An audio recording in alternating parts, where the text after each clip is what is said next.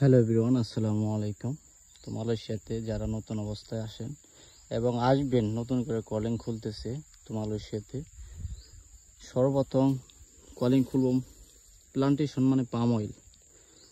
এই যে দেখেন পাম অয়েলের বাগান, ঠিক আছে। এইগুলো হলো পাম অয়েল গাছ এবং এটা হলো ফল। পাম অয়েল বাগান জঙ্গল, পাহাড়, পর্বতে ঘেরা এবং সাপ বিচ্ছা সব কিছু আছে। ওই দেখছেন, ওটা হলো বড় বাগান আর এটা হলো চারা মিডিয়াম বাগান। এই খন্তির মতন যেটা দেখতেছেন এটাতে কাটতে হয়। তো এই দেখছেন, এগুলা ফল কাটতে হয়, সংগ্রহ করতে হয়।